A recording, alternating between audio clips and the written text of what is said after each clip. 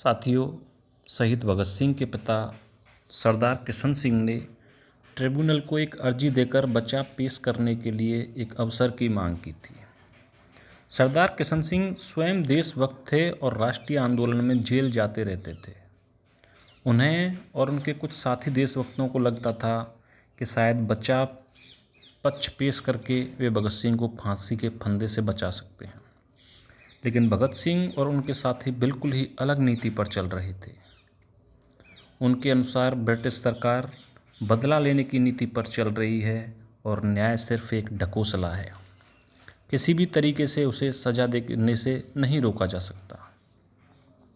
उन्हें लगता था कि यदि इस मामले में कमजोरी दिखाई गई तो जन चेतना में अंकुरित हुआ जो क्रांति का बीज है वह स्थिर नहीं हो पाएगा। तो पिता के द्वारा जो अर्जी दी गई थी उससे भगत सिंह की भावनाओं को चोट लगी और उन्होंने अपने पिताजी को एक पत्र लिखा।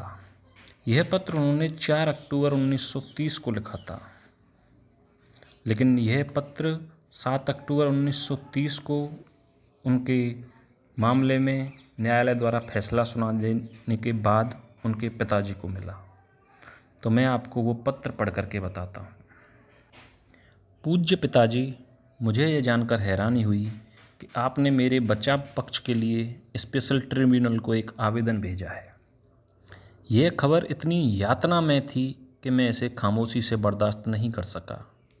इस खबर ने मेरे भीतर की शांति भंग कर उथल पुथल मचा दी है। मैं यह नहीं समझ सकता कि वर्तमान स्थितियों में और इस मामले में आप किस तरह का आवेदन दे सकते हैं।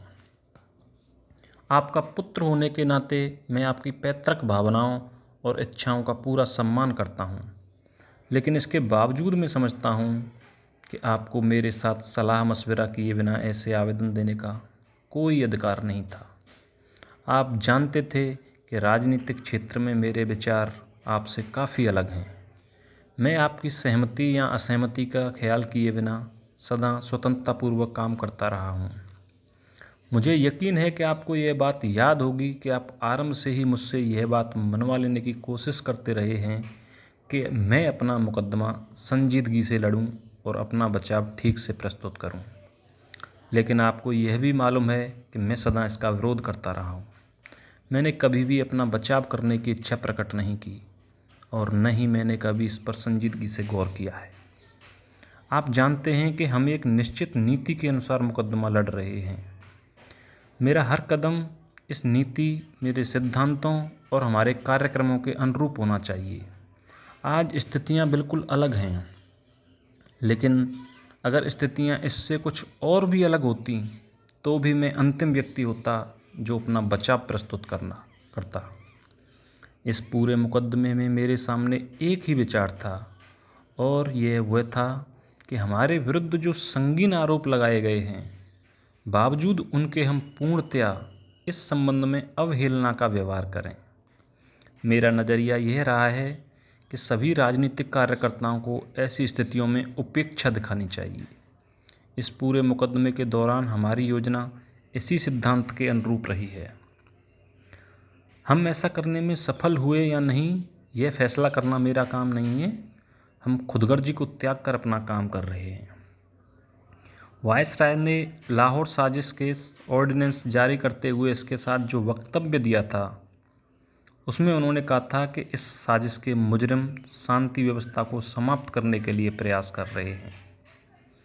इससे जो हालात पैदा हुए उसने हमें यह मौका दिया कि हम जनता के समक्ष ये बात प्रस्तुत करें कि वह स्वयं देख ले कि शांति व्यवस्था और कानून व्यवस्था समाप्त करने की कोशिश हम कर रहे हैं या फिर हमारे विरोधी कर रहे हैं।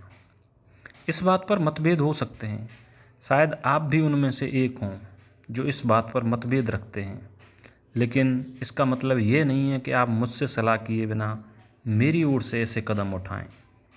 मेरी ज़िंदगी इतनी कीमती नहीं है जितनी कि आप सोचते हैं।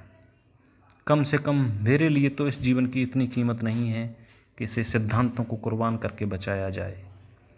मेरे अलावा मेरे और साथी भी हैं जिनके मुकदमे इतने संगीन हैं जितना कि मेरा मुकदमा।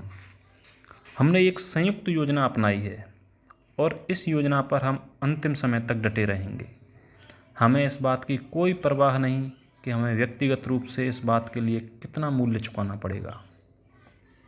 पिताजी, मैं बहुत दुख अनुभव कर रहा हूँ।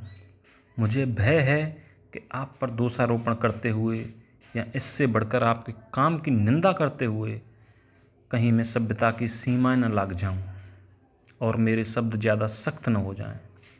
लेकिन मैं स्पष्ट शब्दों में अपनी बात अवश्य कहूँगा। यदि कोई अन्य व्यक्ति मुझसे ऐसा व्यवहार करता तो मैं इसे गद्दारी से कम न मानता, लेकिन आपके संदर्भ में मैं इतना ही कहूँगा कि यह एक कमजोरी है, निचले स्तर की कमजोरी। यह एक ऐसा समय था जब हम सबका इम्तिहान हो रहा था। मैं ये कहना चाहता हूँ कि आप इस इम्तिहान में नाकाम रहे हैं। मैं जानता हूँ कि आप भी इतने ही देश प्रेमी हैं जितना कि कोई और व्यक्ति हो सकता है।